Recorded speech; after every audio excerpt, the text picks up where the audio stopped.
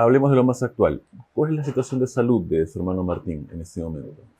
Bueno, mi hermano Martín está internado en una clínica padeciendo un problema serio renal.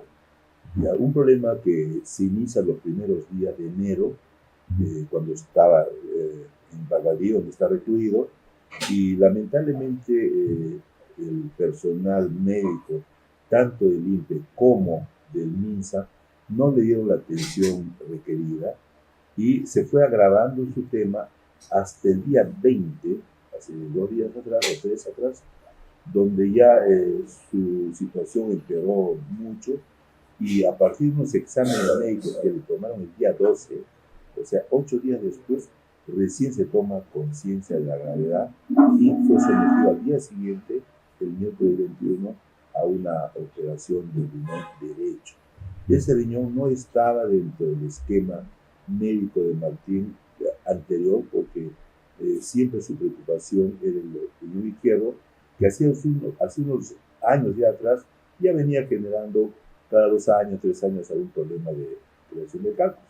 Entonces, el día 21, miércoles, fue sometido a una operación de riñón derecho, les traen los cálculos, que eran dos, y observan que el riñón izquierdo está muy comprometido. Tiene prácticamente ya, se ha perdido hasta ese día más del 80% de su funcionalidad. Entonces, y no solamente eso, el uréter que lleva la orina del riñón a la vejiga está obstruido, lo que complica aún más su situación, generando una acumulación desmedida y muy peligrosa de orina en el riñón que puede implicar una O sea, septicemia. ahora mismo el cuadro de salud de su hermano no está, digamos, digo, no ha sido superado, digamos. Aún no está, la obstrucción que tiene en el uréter Ujú. impide que se le pueda tratar, porque eso ha originado una concentración de creatinina demasiado alto, que para poderlo tratar tiene que bajar a niveles de 1.4. Hasta el día de ayer tenía 1.8, lo que es imposible un tratamiento. Entonces, pero una operación, quiero decir. Entonces, actualmente está en tratamiento para ver cuál va a ser la medida. Hay dos alternativas: una, que esa obstrucción se supere y pueda fluir el líquido normalmente, o una operación cortándole la parte que está obstruida y uniendo por los extremos. Y ahora, ¿usted tuvo que suspender un poco su agenda por este tema? Sí, claro, sí, yo tenía ya viajes ya programados, ¿no? Al interior del país, como hemos estado nosotros en Moncayo, en Junín, Ujú. y bueno, estamos a la espera de que suceda, ¿no? Claro, ahora, eso durante la campaña no va a ser un problema, porque es comprensible que usted como hermano se preocupe por el señor Vizcarra. Sin embargo, usted tiene una planificación de su agenda y parece que también va a responder siempre va a tener que atender el tema de salud del señor Vizcarra o el tema legal del señor Vizcarra, ¿no? O sea, siempre va a estar amarrado un poco a esa situación. Bueno, es un hecho puntual, la situación de gravedad Mm. complicada que sufre Martín. Superado eso, que debe ser entre hoy o mañana, ya viene un periodo de reposo, de recuperación, que indudablemente, ¿no? Mantendré mi preocupación, pero no va a impedir que yo retome la agenda, ¿no? ¿Y la situación de su hermano no es una parte principal de su agenda? Por supuesto, pero yo como yo no soy médico, entonces no puedo estar permanentemente al lado de él. Ujú. Nosotros hacemos todo lo que esté en nuestras manos para que pueda tener la atención médica, pero una vez superada esa atención, ya la recuperación ya nos causa indudablemente una preocupación, pero no va a impedir que retomemos la agenda política. Si un elector cualquiera, un peruano de la calle, tuviera este pensamiento, diría, de los 33 millones de peruanos, el que más le importa al señor Mario Vizcarra es su hermano Martín. ¿Estaría equivocado ese elector? Bueno, me importa como hermano y como ser humano, Ujú. que por el tema familiar es obvio, es evidente, pero los 23 millones de peruanos me importan hace tiempo y en el futuro también me Ujú. importan, porque vemos que la gran mayoría está siendo desatendida, no Ujú. solamente por este gobierno, sino tienen décadas de desatención de la Ujú. mayoría de gobiernos. Claro. ¿Es verdad que su hermano Martín es el jefe de campaña de su partido? Sí, es el jefe de campaña, claro.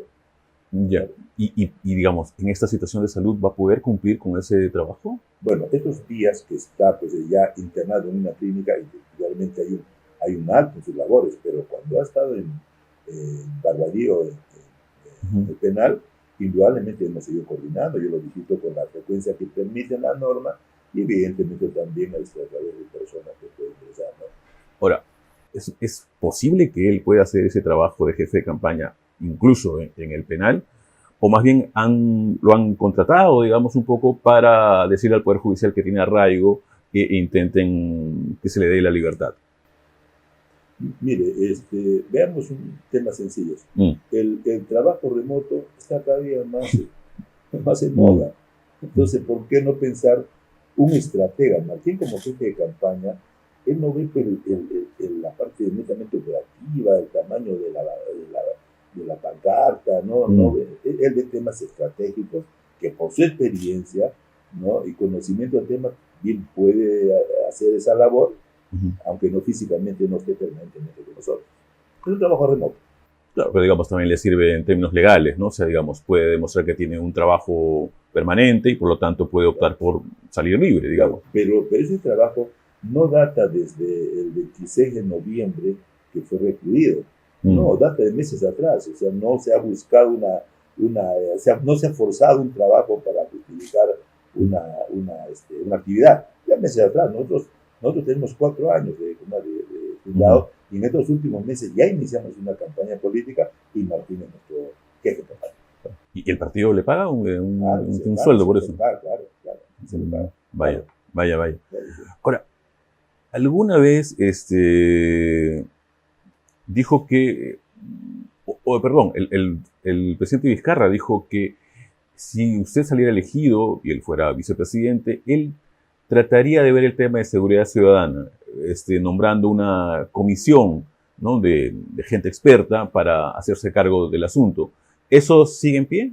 Claro, claro, o sea, los lineamientos dados por Martín cuando estaba en libertad también responden a lineamientos del partido. Nosotros somos un Ujú, partido orgánico, tenemos un plan de gobierno y yo ahora asumo esa responsabilidad, ujú, pero lo asumo con total ujú, interés y valentía, ¿no?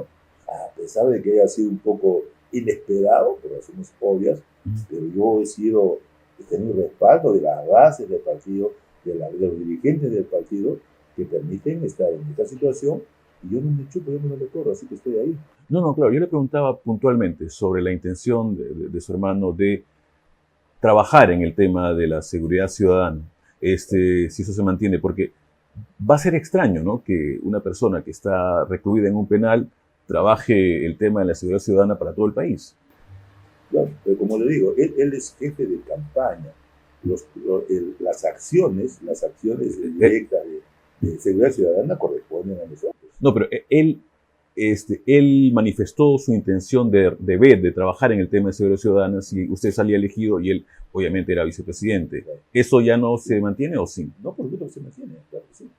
¿Y lo va a hacer desde Claro. el penal? Bueno, si lo que él planteó, o sea, se mantiene, son planes de acción, Ujú. ¿no? Y eso lo va a llevar, no solamente el plan de seguridad ciudadana, el recorte de brechas en salud, en educación, Mm. eso permanece incólume, ¿no? O sea, nosotros somos un partido que venimos a transformar los cimientos de Perú. Así es, Bueno, eso lo digo claramente, sí. ahora sí, una cita suya. Usted ha dicho alguna vez que Martín Vizcarra es el político más popular del país. ¿Se ratifica en eso? Totalmente, totalmente, claro. Y lo contratamos, pues, incluso ahora que está privado de su libertad, yo he seguido haciendo campaña. Y donde voy, miles de personas me reclaman y me piden, oye, ¿cuándo trae a su hermano acá? Bueno, confiamos de que pronto Martín recupere su libertad y me acompañe en los peritos, claro. Bueno, entonces usted está consciente, digamos, de que el apoyo que usted recibe es básicamente por su hermano, no es porque usted sea popular. Bueno, pues hay una base, un endoce, puede decir, es natural, y yo no soy figura política conocida. Ujú. Pero inmediatamente, recordemos que en la prisión preventiva de agosto del año pasado, yo a los 15 días ya estaba en 3%. A los 21 días el 5% estará hasta el 8%. Debo reconocer que es el endose de Martín Vizcarra. Debo reconocer, pero indudablemente ese endose no va a ser eterno ni lo voy a confiar. Tengo que tener también un discurso propio, un discurso enlazado con el pensamiento, con las bases del partido para poder ya que la gente también me vea como un candidato que va a encarnar lo que decimos, la transformación del Perú. Claro, ahora, qué bueno que me mencionan las cifras, porque justo estaba viendo unas cifras de Ipsos, que digamos que empezó a incluirlo en sus sondeos de intención de voto desde agosto del año pasado. Usted apareció con 7% en agosto del año pasado, continuó así hasta noviembre, más o menos con 7%, entre el segundo y el tercer lugar. Pero a partir de diciembre ha ido cayendo. En diciembre hizo 5%, en enero está en 3%. Parece que usted ha estado licuando un poco el endose que le ha dado su hermano. No tanto eso, no tanto. Fíjese, indudablemente han habido hechos que pueden haber, digamos, generado cierta incertidumbre en los militantes o simpatizantes, ¿no? El hecho que Martín haya sido injustamente condenado, indudablemente genera algún desasosiego en algún sector. Luego no olvidemos de que ya no solamente enfilaron sus baterías, ¿quiénes? O sea, los partidos pues, que tienen, ¿no? Y el partido en el gobierno. Entonces, ya cuando vieron que Martín estaba preso, comenzaron a enfilar sus baterías contra mí. Y me sacan de la carrera electoral, también genera pues, una incertidumbre, ¿no? Eso ha sido hasta hace 10 días más o menos, en la cual el Jurado Nacional de Elecciones, dando realmente una muestra de independencia de poderes, me retoma la arena política. Esas encuestas, esos resultados, seguramente se van a ver en los próximos días. Pero en todo caso, nosotros las encuestas no las desestimamos de plano, tampoco las aceptamos a pie juntillas, nos sirve como referencia. Y es muy, muy anecdótico, digamos, la lectura que dan nuestros opositores, que cuando yo escalo de 3, como tú bien dijo, de 3 a 5, a 7, incluso estuve en 8%, estuve 15 días en segundo lugar, sus críticas eran, están infladas, yo no creo en esas encuestas, son truchas, para nada, ¿no?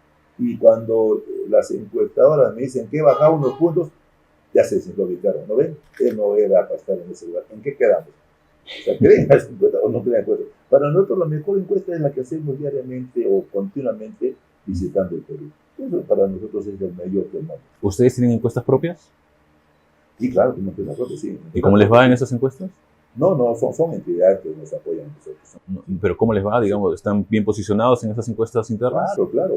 Nosotros tenemos encuestas antes de noviembre, Martín estaba arriba del 25%. 25%. Claro, y no tengo ninguna duda. Yo siempre digo, acompañemos alguna vez, si hay oportunidad, acompañemos al interior del país y verá que no exagero.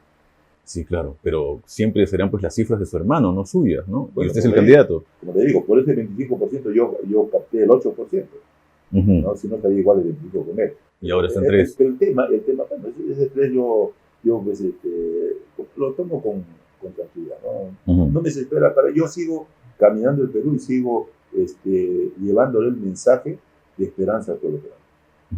Claro, ahora, efectivamente hubo la duda de si iba a continuar o no en carrera. El jurado decidió que finalmente usted seguía en competencia. Ahora, pero con esto nos hemos enterado de que usted tenía una sentencia por haber cobrado doble remuneración en el CETAR Moquegua. ¿Cómo fue eso? Qué bueno que me lo pregunte, porque él lo aclararon en varios medios. Mire, yo tengo más o menos casi 45 años de vida profesional, de los cuales el 95% dedicado a la actividad privada. Hubo un lapso de 6 meses y pico que por encargo de invitación del doctor Valentín Paniagua, que fue el presidente interino ante la caída del genocida corrupto Alberto Fujimori, es que me encarga la presidencia del CETAR. Los que no conocen qué es el CETAR, eran las siglas del Consejo Transitorio de Administración Regional, que luego devinieron en los gobiernos regionales elegidos por voto popular. Antes del CETAR se llamaba Corporación de Desarrollo. Cambian de nombre, pero en el fondo era lo mismo. A partir del doctor Valentín Paniagua y cuando asume la presidencia el doctor Alejandro Toledo, es que se instauran las elecciones libres con voto popular para elegir a esa autoridad. Muy bien. Retrocedamos un poco. Yo fui el último presidente del CETAR elegido, llamémosles, por designación directa del presidente. Uh-huh. Yo en ese momento estaba muy dedicado a mi actividad agropecuaria, a la agricultura y a la actividad pecuaria. Recibo una llamada del mismo presidente Paniagua, sin conocerme, me invita a que me haga cargo de la presidencia militar, y le digo con fecha, 28 de diciembre del 2000. Ya Fujimori había huido, había presentado su denuncia. Me dice que el doctor Paniagua fue el que lo llamó para ocupar eso. Ahora, tengo una duda, porque estaba revisando el fallo de la sentencia contra usted, y ahí dicen que usted fue nombrado presidente del CETAR en diciembre del 98. Por lo tanto, fue el señor Fujimori el que lo nombró. Hay definitivamente un error. Yo tengo la resolución ministerial, porque fue el Ministerio de la Presidencia que finalmente me nombra, del 28 de diciembre del 2000. Antes no tuvo ninguna relación con el CETAR. Ni con el CETAR, ni con ninguna actividad, ni con una entidad del Estado. Ninguna. Por eso le dije, esos 6 meses y pico fue mi única actividad en el Estado. Entonces, para centrar.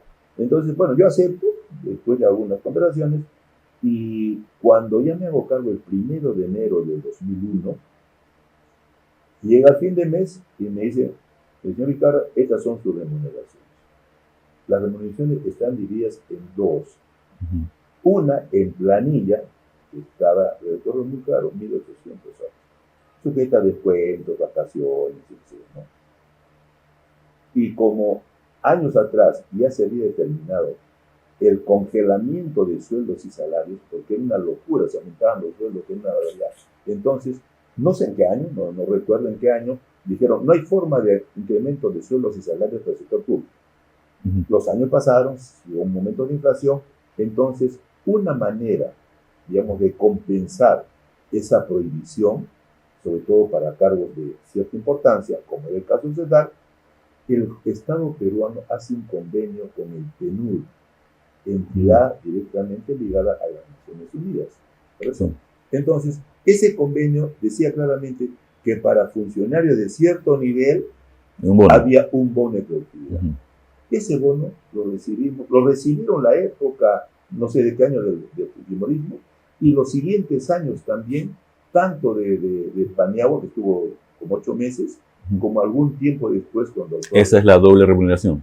Entonces, fuimos miles de funcionarios públicos que recibimos no doble remuneración, porque la doble remuneración sí está penada.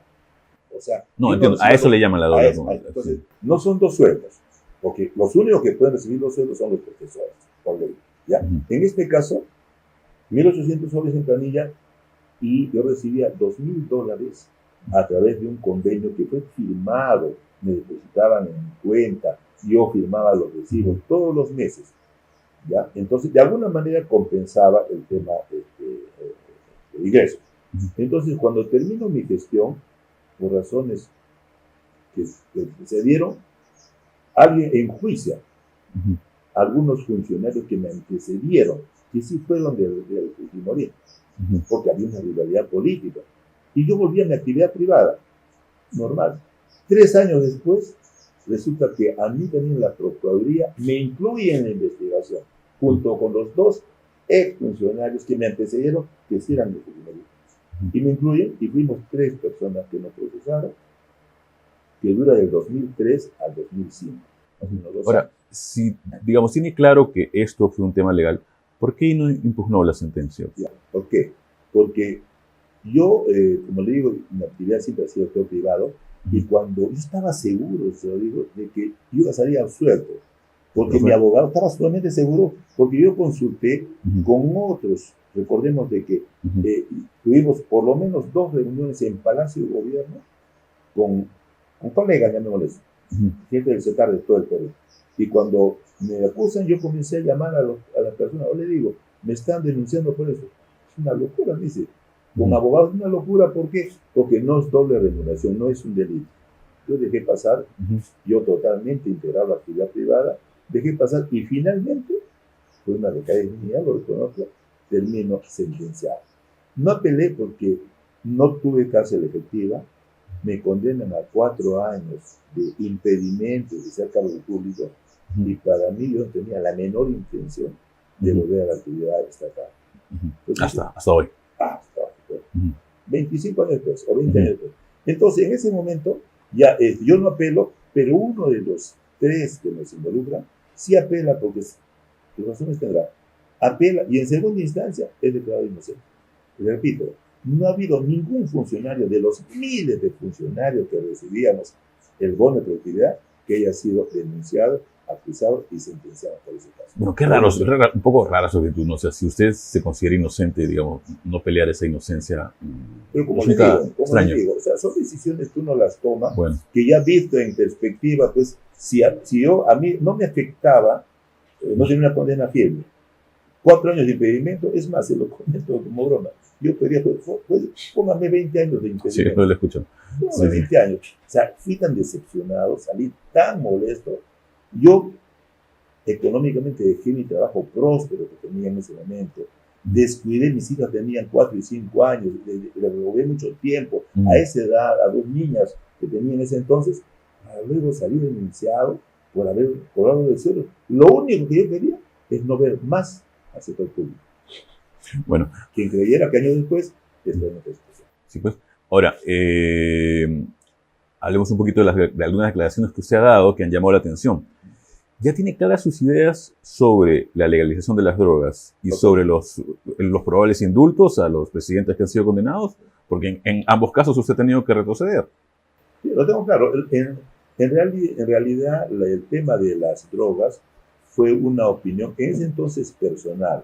Yo, y se lo digo con claridad, yo tengo 71 años, jamás, se lo digo, jamás he probado una droga, de ningún tipo, jamás. Entonces, para mí, cuando me dicen, ¿usted legalizaría las drogas? Yo en ese momento es una declaración personal.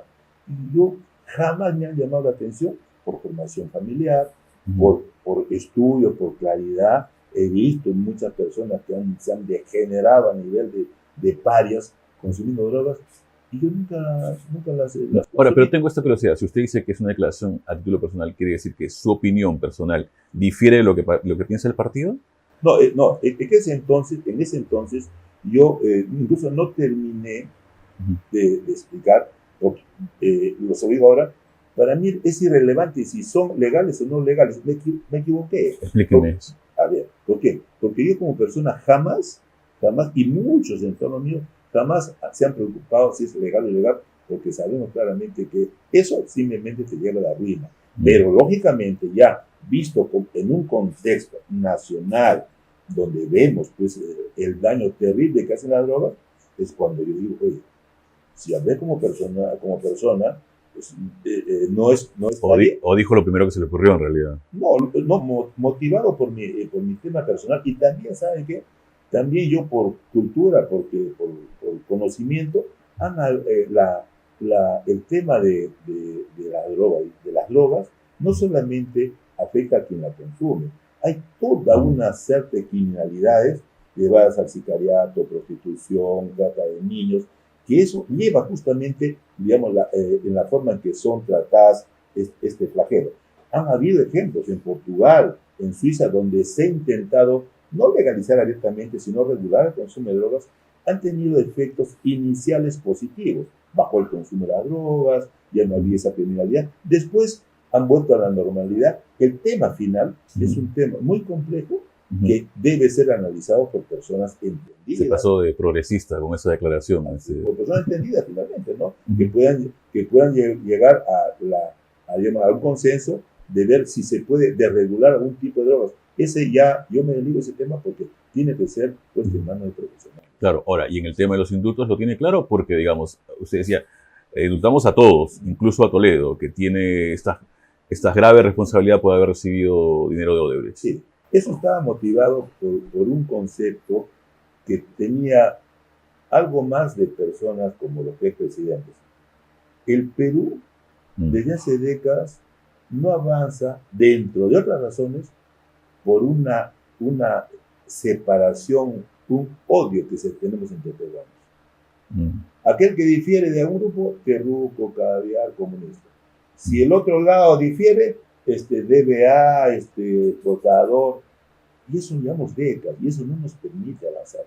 Entonces, en una declaración que también la reconozco, pues, como yo estoy en política, también fue personal, oiga, sinceremos las cosas, vamos adelante, dejemos atrás las rencillas que no nos permiten avanzar. Me llegó a decir que indultaría a todos. Evidentemente también fue una opinión personal, no olvidemos de que fueron mis primeras declaraciones. Es un ser humano sujeto pues, a algunos errores, pero con el tiempo, lógicamente, se va tomando conciencia y llegó a la conclusión que en realidad son temas que, al igual que las drogas, tienen que ser sometidas a unas comisiones que evalúan la procedencia o no de Claro, ahora, quiero entenderlo, porque cuando usted dice, no hay que atizar un poco digamos, la violencia verbal, el enfrentamiento entre los políticos, y quizás sería interesante, cuando están presos, tratar de indultarlos. En ese caso, usted también hubiera incluido a Fujimori, si es que hubiera estado preso en ese momento. Claro, por razones de salud. ¿Así? Fíjense, el hombre estaba en estado terminal.